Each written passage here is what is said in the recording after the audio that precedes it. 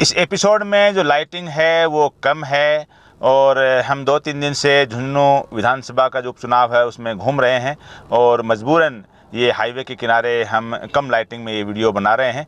और आज जो फार्म है उसका आखिरी दिन था, फार्म भर चुका है, तो ये इस लाइटिंग कम है इस मुद्दे की तरफ ज़्यादा दिमाग लगाने की बजाय और असल जो एपिसोड में जो मुद्दा है उसके ऊपर अपने आप को डाइवर्ट कीजिए, उसको गौर से सुनिए कि इसमें हम झुंझुनू विधानसभा का उपचुनाव है इसके बारे में बताने जा रहे हैं। झुंझुनू का जो उपचुनाव है वो एक तरह से त्रिकोणीय और चतुष्कोणीय हो सकता है, ऐसी चर्चाएं धरातल पर शुरू हो चुकी हैं।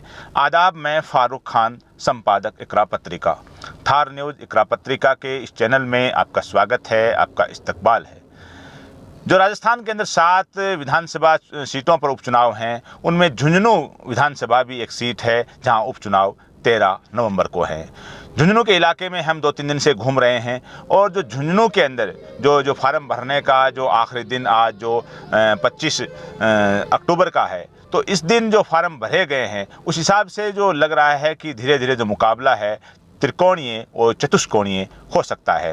तो जो मुख्य जो उम्मीदवार हैं, संख्या तो फार्म भराने वालों की काफ़ी है, लेकिन जो मुख्य जो उम्मीदवार माने जा रहे हैं उसमें कांग्रेस से अमित ओला हैं, जो ब्रजेंद्र ओला सांसद हैं, उनके पुत्र हैं, और भारतीय जनता पार्टी से राजेंद्र भांबू हैं, और पूर्व मंत्री और उदयपुर वाटी से जो विधायक रहे हैं राजेंद्र घुड़ा, वे भी मैदान में हैं निर्दलीय के तौर पर, और अशफाक हुसैन जो रिटायर आईएएस हैं और झुंझुनू जिले के नुआ गांव के हैं, वे भी बीएसपी के सिंबल पर मैदान में आ चुके हैं। इनके अलावा जो अमीन मनियार वे भी जो बहुजन जो की चंद्रशेखर आज़ाद की जो पार्टी है एएसपी, उससे मैदान में हैं। तो ये जो 5 मोटे मोटे उम्मीदवार, इसके अलावा और भी मैदान में हैं, और फार्म उठाने के बाद, फार्म की जांच होने के बाद कितने मैदान में रहते हैं वो बाद की बात है। लेकिन जो धरातल पर अब जो फार्म की जो तस्वीर साफ हो चुकी है, तो इसमें जो त्रिकोणीय और चतुष्कोणीय की जो बात है, तो सबसे ये है कि कौन किसके लिए फ़ायदेमंद रहेगा, कौन वोट काटू साबित होगा, कौन जिताऊ है, कौन कितनी प्रतिस्पर्धा में रहेगा, ये तमाम तर चर्चाएँ आज शुरू हो चुकी हैं झुंझुनू के धरातल पर। तो सबसे पहले बात करें कांग्रेस की, तो कांग्रेस से जो आए हैं उम्मीदवार वो अमित ओला हैं, जो पहली बार चुनाव लड़े हैं। वो शीशराम ओला जी के पोते और ब्रजेंद्र ओला के बेटे हैं। शीशराम जी 1996 में झुंझुनू से सांसद बने थे और झुंझुनू से सांसद बनने के बाद अपनी सीट पे झुंझुनू पर अपने पुत्र ब्रजेंद्र ओला को चुनाव लड़वाया था, उपचुनाव।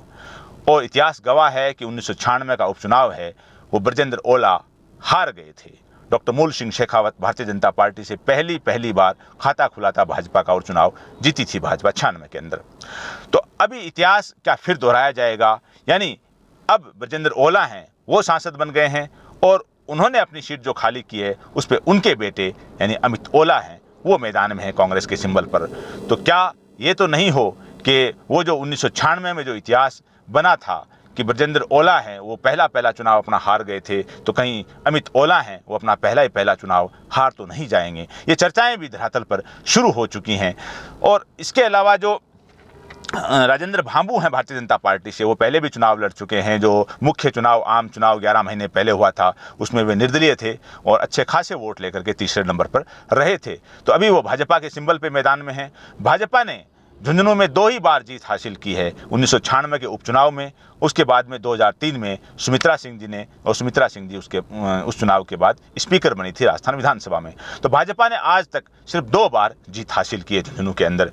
अब ये जो लगातार जो भाजपा की हार हो रही है, यानी 3 के बाद लगातार 8, 13, 18 और 23 के अंदर ब्रजेंद्र ओला हैं वो 4 बार लगातार एमएलए रहे हैं यहाँ से, तो कांग्रेस है वो लगातार जीत रही है। तो इस बीच जो भाजपा क्या इस बार चुनाव जीत पाएगी, ये भी अपने आप में धरातल में एक बड़ी चर्चा हो रही है, क्योंकि राजस्थान के अंदर भारतीय जनता पार्टी की सरकार है और सब कुछ भाजपा की लीडरशिप का दांव पे लगा हुआ है कि अगर सरकार होते हुए भी अगर भाजपा चुनाव नहीं जीत पाती है तो ये अपने आप में बड़ा प्रश्न चिन्ह लग जाएगा भाजपा की लीडरशिप पर भी।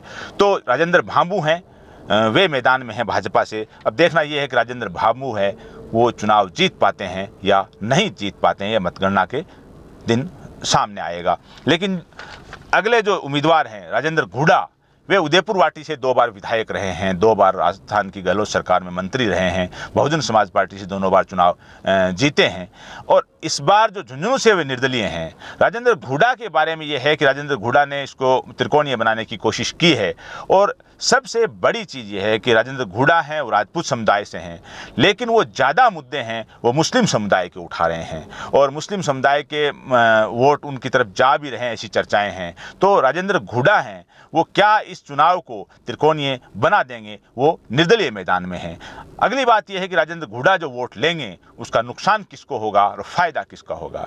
जाहिर सी बात है, धरातल पे जो चर्चाएं हैं वो सबने सुनी है, हमने भी सुनी है कि राजेंद्र घुड़ा अगर मुस्लिम वोट ज़्यादा लेते हैं तो उसका सीधा सीधा नुकसान है वो कांग्रेस के उम्मीदवार अमित ओला को होना तय है। अगर राजेंद्र घुड़ा हैं वो राजपूत समुदाय के वोट भी लेंगे और मुस्लिम समुदाय के कम मिलेंगे, यानी राजपूत समुदाय के अगर ज़्यादा वोट लेते हैं तो जाहिर सी बात है उसका नुकसान है वो सीधा सीधा भारतीय जनता पार्टी के सिंबल पर राजेंद्र भांबू को होना तय है। ऐसी धरातल पर चर्चा है।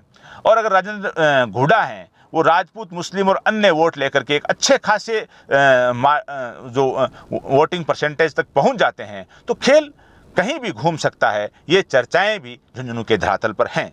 अब जो बात करें, जो अशफाक हुसैन हैं जो रिटायर IAS हैं, झुंझुनू ज़िले के नुआ गांव के हैं और एक बड़ा परिवार है। इनकी फैमिली में आर्मी में, सिविल सर्विस में, जुडिशरी में, पुलिस में, यानी हर महकमे में इनके परिवार से काफ़ी अफसर हैं, रिटायर भी हैं, प्रेजेंट टाइम में भी हैं। तो एक बड़े परिवार से हैं और उसी गांव से जहां से नुआ से कैप्टन अयूब साहब थे जो वीर चक्र मिला हुआ था उनको, वो 2 बार झुंझुनू से लोकसभा सांसद रहे हैं कांग्रेस के सिंबल पर। और राजस्थान के अंदर आज तक एक ही आदमी लोकसभा में पहुंचा है कोई मुस्लिम, और वो अयूब साहब पहुंचे हैं 2 बार कांग्रेस के सिंबल पर। तो उसी खानदान से, उसी गांव से, नुआ से हैं अशफाक हुसैन जो काफ़ी दिनों से सक्रिय हैं, लेकिन धरातल पे ज़्यादा चर्चाएं अभी तक, आज फार्म भरने के दिन तक उनकी ज़्यादा चर्चा नहीं है। अब आगे चुनाव के कैसे मोड़ पे चढ़ेगा, चुनाव को कैसे अपना ऊंचा ले जाते हैं, वो बाद की बातें हैं, लेकिन अभी आज के टाइम में धरातल पे ज़्यादा चर्चाएं अशफाक हुसैन की नहीं हैं। लेकिन वो BSP के सिंबल पे आए हैं। BSP के बाद दलित वोट भी है। अशफाक हुसैन इसी ज़िले के हैं और अशफाक हुसैन जो एक बड़े परिवार से हैं, तो लग ये रहा है कि अशफाक हुसैन हैं वो भी मजबूती से चुनाव लड़ेंगे। तो अगर इन चारों की अगर बात करें तो फिर ये अगर चारों अगर मजबूती से चुनाव लड़ेंगे तो फिर मुकाबला त्रिकोणीय के बजाय चतुष्कोणीय भी हो सकता है। जो अब अमीन मनियार हैं वो जो चंद्रशेखर आज़ाद की पार्टी से मैदान में हैं, अब इनको भी जो वोट है, उम्मीदवार मुस्लिम हैं, पार्टी का जो लेबल है वो दलित लेबल है, तो ये वोट काटते हैं, कितने काटते हैं, कितने नहीं काटते हैं, ये एक चर्चा जो है कि अगर ये जो मुस्लिम वोट अगर काटते हैं ज़्यादा तो उसका जाहिर सी बात है कांग्रेस को उसका नुकसान होगा। लेकिन अगर दलित और मुस्लिम दोनों काटते हैं तो भी इसमें चर्चाएं यही हैं कि कांग्रेस को उसका नुकसान हो सकता है। तो ये जो मोटे मोटे उम्मीदवार जो मुख्य जिनका अंदर मुकाबला माना जा रहा है कि जो कांग्रेस और बीजेपी है वो दोनों का सब कुछ दांव पे लगा हुआ है झुंझुनू में। अगर राजेंद्र भांबू चुनाव नहीं जीत पाते हैं तो मुख्यमंत्री भजनलाल शर्मा हैं, उनके लिए भी एक प्रतिष्ठा का इश्यू है, और राजेंद्र भांबू के लिए भी कि वो 2-3 बार चुनाव लड़ चुके हैं लेकिन चुनाव नहीं जीत पाए हैं, तो उनके लिए भी एक बड़ी बात है कि उनकी राजस्थान में सरकार है भाजपा की, इसके बावजूद भाजपा अपना झुंझुनू की सीट को नहीं जिता पाई।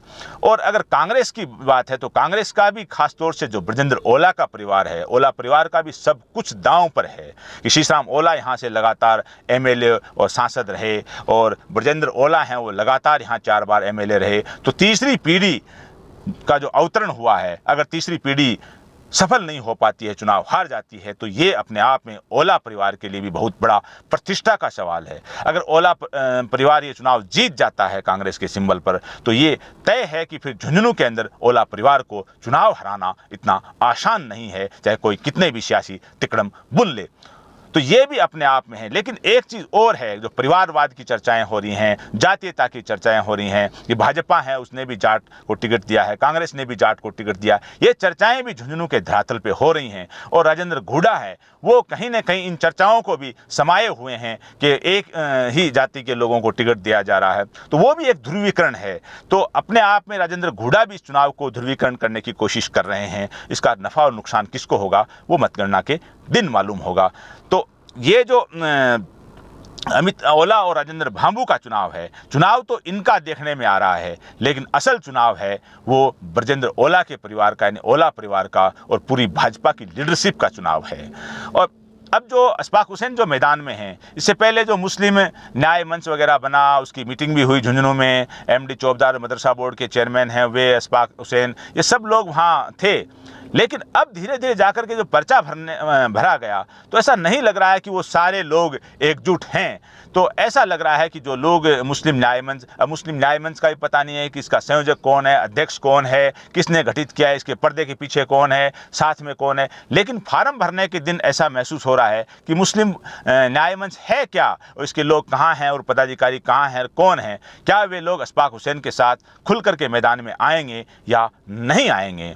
एमडी चौबदार हैं जो मुसलमानों के न्याय की बात उन्होंने उस मीटिंग में बहुत की, और अलग अलग जो प्रेस बयान में भी बहुत बात कर रहे हैं मुसलमानों के साथ न्याय की। लेकिन वो मदरसा बोर्ड के खुद चेयरमैन हैं, और अभी प्रेजेंट में अशोक गहलोत के शासन में वो चेयरमैन बने थे। मदरसा पैरा टीचर नियमित होने के लिए दर दर भटकते रहे, धरना प्रदर्शन करते रहे, लेकिन एमडी चौबदार ने उस संदर्भ में कोई विशेष कार्रवाई नहीं की, कोई विशेष एक्शन नहीं लिया। तो अगर वो क्या न्याय नहीं था कि अगर उन पैरा टीचरों का अगर वो साथ देते, जैसा विरोध प्रदर्शन, जैसी मांग, जैसी बेबाकी उन्होंने अपने टिकट के लिए दिखाई है कि कांग्रेस का टिकट उनको मिलना चाहिए, ऐसी बेबाकी, ऐसी तड़प, ऐसे न्याय की मांग अगर वो उन संविदा कर्मियों, उन मदरसा पैरा टीचर्स के लिए करते तो उनका भला हो सकता था। लेकिन उन्होंने गहलोत के राज में मुंह नहीं खोला। इसके अलावा एक बड़ी बात जो झुंझुनू में सुनने को मिल रही है कि एमडी चौबदार हैं, वो बड़ी बेबाकी से उन्होंने टिकट मांगा, अशफाक हुसैन भी मैदान में हैं और दूसरे लोग भी मैदान में हैं। 2023 का चुनाव था, तब उस बेबाकी से न कोई मैदान में था, न किसी ने टिकट मांगी।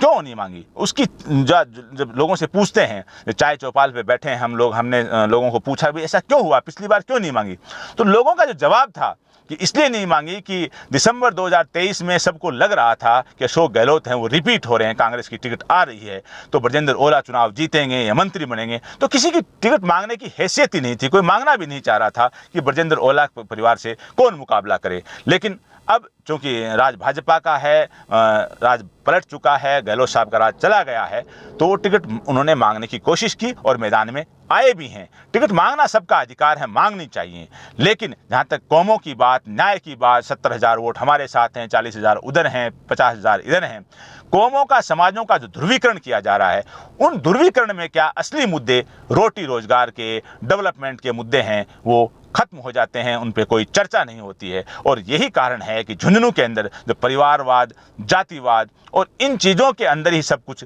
घूम जाता है, असल मुद्दे हैं वो गौण हो जाते हैं। अब सारी चीज़ें हम जो एपिसोड बनाएंगे, हमने पहले भी बनाया है, उसके अंदर सारी चीज़ें आगे बताएंगे कि आज जो चुनाव का जो पर्चा भरने का आखिरी दिन था, तो हमने दिन में सब लोगों से मिले, घूमे, सारी जगह हुए।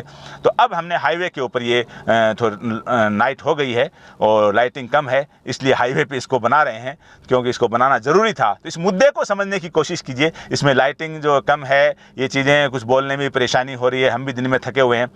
असल चीज़ ये है कि चुनाव है झुंझुनू का, वो त्रिकोणीय चतुष्कोणीय होगा या नहीं होगा। मुकाबला अमित ओला और राजेंद्र भांबू का आमने सामने का होगा या नहीं होगा। अशफाक हुसैन और राजेंद्र घुड़ा हैं, वो क्या वोट काटू ही साबित होंगे या टक्कर देके जिताऊ भी हो सकते हैं। ये तमाम मुद्दे हैं, वो आगे आते रहेंगे और हम आइंदा एपिसोड में आपको बताते रहेंगे। और हमने जो बातें बताई हैं उसमें आप कहाँ तक सहमत हैं, असहमत हैं, कौन इसमें जीत सकता है, कौन नहीं जीत सकता है, कौन किसके वोट काट रहा है, कौन किसके लिए फ़ायदेमंद है, कौन पर्दे के पीछे से मदद कर रहा है, कौन क्या कर रहा है, ये सारी चीज़ें आप कमेंट बॉक्स में लिखिए, ताकि आने वाले एपिसोड में हम उन चीज़ों को शामिल कर सकें। आज के इस एपिसोड में बस इतना ही। जय हिंद, जय भारत।